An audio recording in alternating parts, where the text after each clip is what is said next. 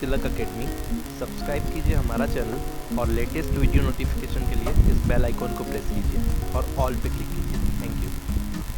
Hello दोस्तों, एक बार फिर से आपका बहुत बहुत स्वागत है हमारे यूट्यूब चैनल तिलक अकेडमी पर। मैं ऋषभ पांचाल आपका बहुत बहुत स्वागत करता हूं।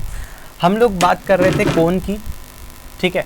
अभी तक हम 3D ज्योमेट्री पढ़ रहे हैं और 3D ज्योमेट्री में हमने क्या क्या पढ़ लिया, तो 3D ज्योमेट्री में मैं आपको एक बार रिवाइज करवा देता हूं हमने क्या क्या पढ़ चुके हैं।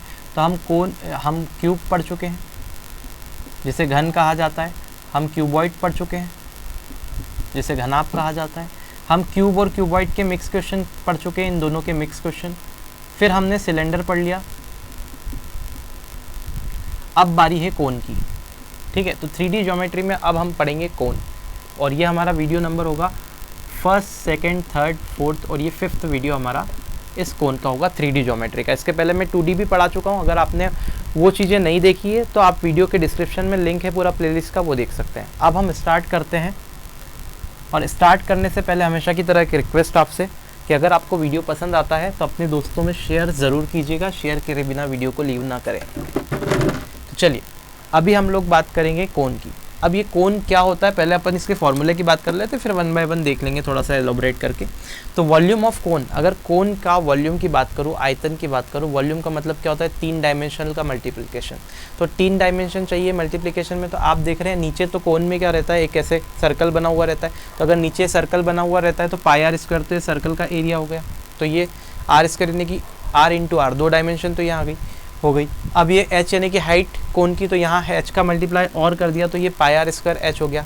पाई आर स्क्वायर एच से आपको क्या याद आ रहा है, पाई आर स्क्वायर एच से आपको ये याद आ रहा होगा कि सिलेंडर का हमने जब वॉल्यूम देखा था तो वो बनता था पाई आर स्क्वायर एच। मतलब सिलेंडर का वॉल्यूम आप याद ऐसे रख सकते हैं कि सिलेंडर का वॉल्यूम जो होता है वो पाई आर स्क्वायर एच होता है सिर्फ। लेकिन कोन का जो वॉल्यूम होता है कोन, अब यहाँ पे देखिए सिलेंडर अगर होता, इसको अगर मुझे सिलेंडर बनाना होता तो मैं क्या करता कि एक ऐसा करके ऐसे सर्कल ऊपर बना देता और इसको ज्वाइन कर देता तो ये सिलेंडर बन जाता कि नहीं बन जाता, ठीक है।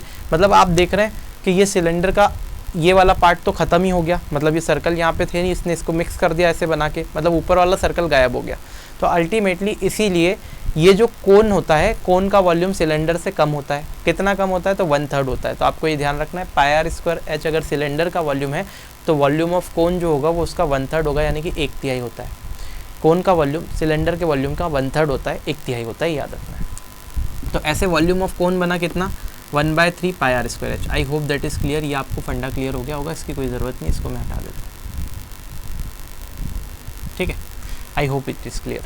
अब देखते हैं एल। एल मतलब होता है इसकी स्लैंट लेंथ। तो ये अगर देखें तो ये तिर्यक लंबाई जो होती है, तिर्यक लंबाई या तिर्यक ऊंचाई जिसे कहा जाता है, इसे एल से रिप्रेजेंट करते हैं।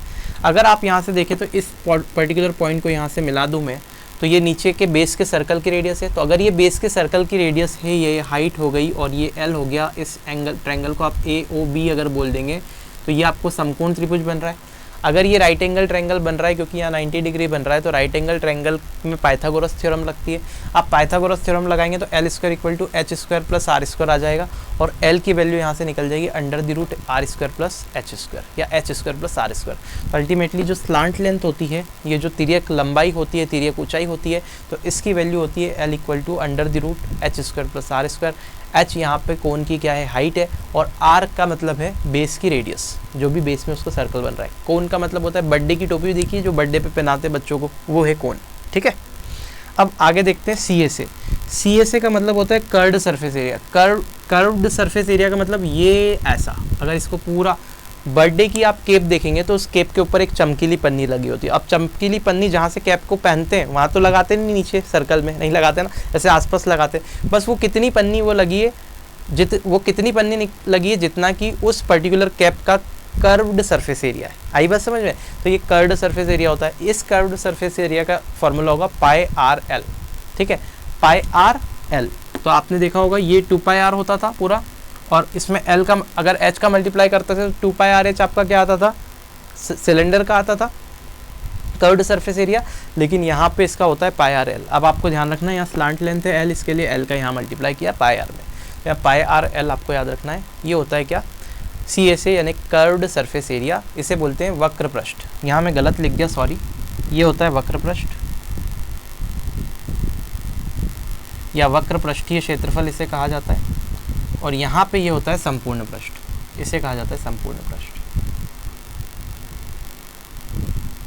या संपूर्ण पृष्ठीय क्षेत्रफल। तो अगर आपको संपूर्ण पृष्ठ निकालना है तो आपको ये नीचे जो सर्कल दिख रहा है बर्थडे की कैप में, जो नीचे सर्कल है उसको भी आपको कवर अप करना है, यानी कि उस पर भी आपको क्या निकालना है, एरिया को कवर करना है। तो वो सर्कल का एरिया और कवर हो जाएगा। तो सर्कल का एरिया कितना होता है, तो आप बोलेंगे नीचे जो सर्कल बन रहा है इसकी रेडियस अगर r है तो इसका एरिया बनेगा कितना, तो आप बोलेंगे पाई आर स्क्वायर। मतलब जो कर्ड सरफेस एरिया आ रहा था आपका पाई आर एल, उसमें आप पाई आर स्क्वायर और जोड़ दो तो टोटल सरफेस एरिया आ जाएगा, कुछ भी नहीं छूटेगा।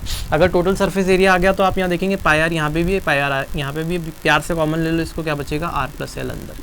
तो pi R into R plus L जो होगा वो होगा टोटल सरफेस एरिया। आपको ये भूलना नहीं है कुछ भी चीज़ें। तो ये 4 फॉर्मूले हैं, बिल्कुल आसान है, आपको याद रहेंगे। एक रिलेशन में शुरू में बता चुका हूँ कि आपका जो कोन होता है उस कोन का जो वॉल्यूम होता है वो आपके सिलेंडर के वॉल्यूम का 1/3 होता है, ठीक है। यानी कि अगर सिलेंडर देखूं, ये सिलेंडर और ये बनाऊं मैं यहाँ पे कोन, ठीक है, और इनका वॉल्यूम की बात करूँ, इसका वॉल्यूम V1 है और इसका वॉल्यूम V2 है, तो इन दोनों का जो रेशो होगा वो 3:1 होगा।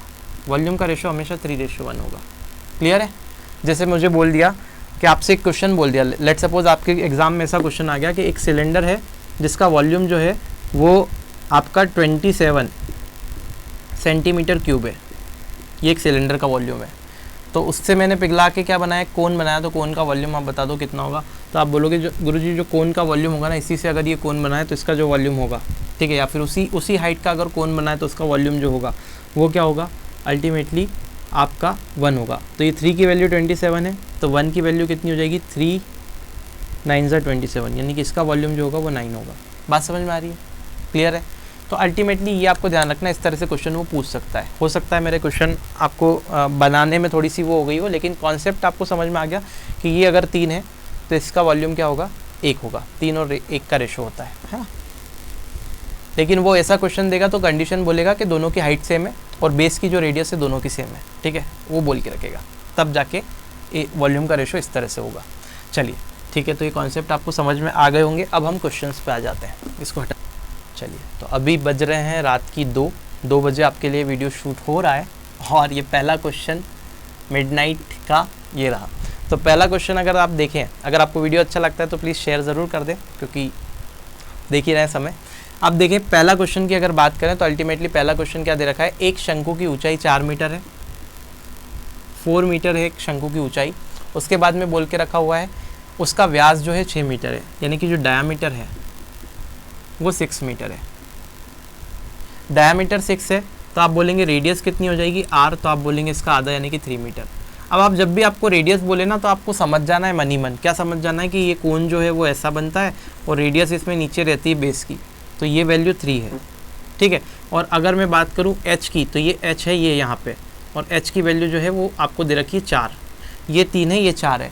अब आपको क्या करना है, आपको बताना है उसकी तिर्यक ऊंचाई, यानी कि स्लैंट लेंथ, ये वाली L बताना है। तो आप देख रहे हैं ये 3 है ये 4 है और ये 90 डिग्री बन रहा है, तो ट्रिपलेट बन रहा है 3 4 और 5, तो अल्टीमेटली इसकी वैल्यू क्या होगी 5। तो आप बोल सकते हैं L की वैल्यू 5 है। अगर आपको नहीं समझ में आ रहा है ट्रिपलेट का तो आप लगा लीजिए L जो होता है ना वो होता है √r² + h²। ये बड़ा आसान क्वेश्चन है, करवाने की भी ज़रूरत नहीं है। तो L की वैल्यू हो जाएगी √।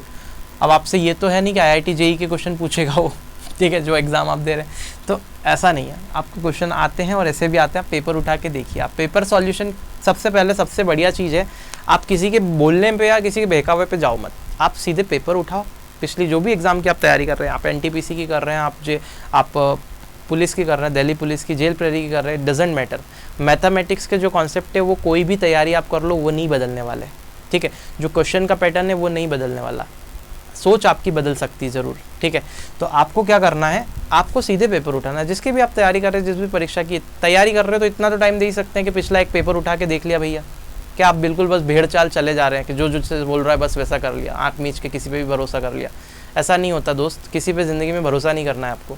आपको खुद को एनालिसिस करना है। जब तक आप खुद को ऐसा एनालिसिस नहीं करोगे, आप खुद का नहीं देखोगे, तो भाई हो गया, फिर आपको बोल दिया कि 4 क्वेश्चन आएंगे एग्जाम में, कर लो, हो जाएगा काम। ऐसा होता है क्या? कभी नहीं होता है, ऐसे एग्जाम नहीं निकलती, ठीक है। तो अल्टीमेटली आपको क्या करना है, खुद पे विश्वास करना। पहले देखो पेपर, देखो पैटर्न, देखो कैसे क्वेश्चन पूछे जा रहे हैं, ये देखो, फिर करो। तो आप देखोगे कि इस तरह के क्वेश्चन कितनी बार पूछे गए। भैया 100 क्वेश्चन अगर पेपर में पूछा, लेट सपोज 100 क्वेश्चन मैथ्स में पूछा, सीजीएल का ही पेपर उठा के देख लो आप, 100 क्वेश्चन अगर वो पूछ रहा है ना, तो क्या वो 100 के 100 कठिन होंगे क्या? 100 के 100 क्वेश्चन कभी कठिन नहीं होता, नहीं तो किसी का भी सिलेक्शन नहीं हो, है ना, तो इतने नंबर नहीं लाते लोग, है ना। तो क्या होता है 20 क्वेश्चन कठिन होंगे, 80 तो ऐसे होंगे जो आपकी वो उसमें आ जाएंगे। और मैं तो बोलूँ सरल क्वेश्चन ही सारे इंसान कर दे और थोड़ा बहुत अगर पढ़ा लिखा हो और बाकी क्वेश्चन कर दे तो वो काम बन जाता है। तो आप देख लीजिए जैसा भी है, r² + h²। अब r की वैल्यू कितनी दे के रखी है, तो आप देख रहे हैं r की वैल्यू जो दे रखी है वो 3 दे रखी है, तो 3 का स्क्वायर, और h की वैल्यू कितनी दे रखी है 4, तो 4 का स्क्वायर हो गया। आप देख रहे हैं यहाँ पे हो जाएगा 9 और ये हो जाएगा 16, तो आप देख रहे हैं √25 हो जाएगा, और √25 का मतलब 5 होता है। तो ऐसे ही मैंने 3 4 5 कर दिया था क्योंकि ट्रिपलेट होता है। अभी मैं ट्रिग्नोमेट्री पढ़ाने वाला हूँ, ट्रिग्नोमेट्री इसके बाद में आप देखो ट्रिपलेट निकाल से सिखाऊंगा, एंगल निकाल, सब कुछ ऐसा बताऊंगा आपको बिल्कुल के मज़ा आ जाएगा, ठीक है।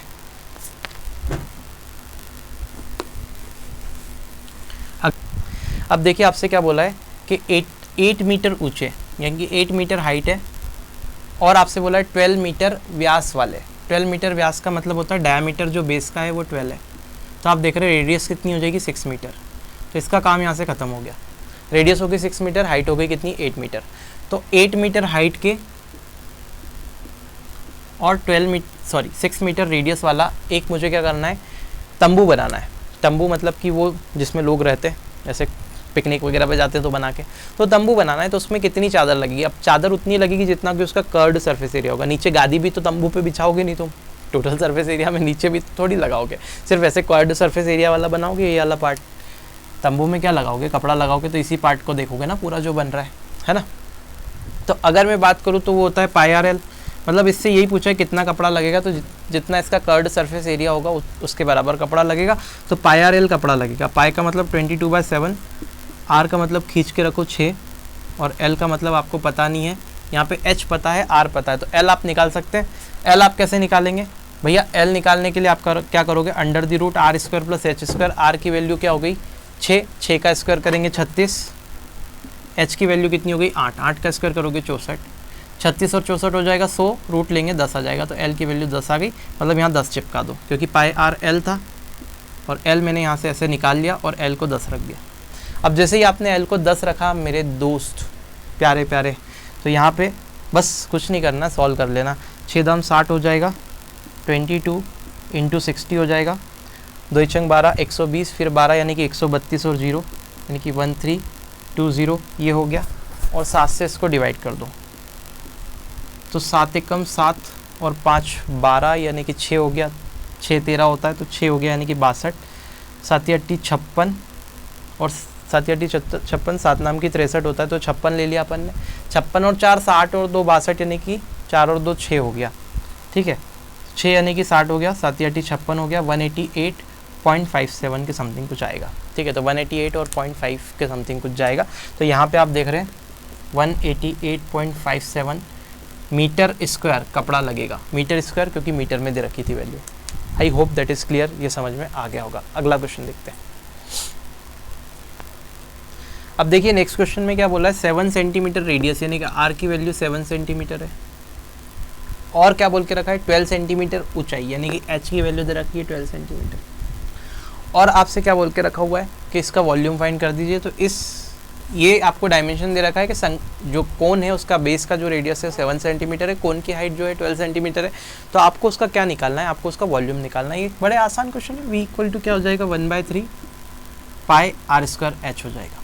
तो अगर मैं सॉल्व करें, अभी अपन फाउंडेशन कर रहे थे, तो 1/3 πr² h यानी कि 1/3, पाई का मतलब 22/7, r² की वैल्यू कितनी दे रखी 7 × 7 और h की वैल्यू 12। सीधे सीधे रखना, कुछ भी नहीं करना, इससे ये कट जाएगा, यही हो जाएगा 4 बार में, 4 7 28, तो 22 × 28 हो जाएगा।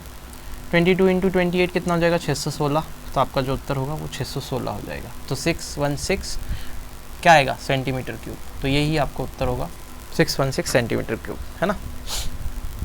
अब आप देखिए आपसे बोला एक शंकु, एक कोनिकल शेप का एक तंबू है।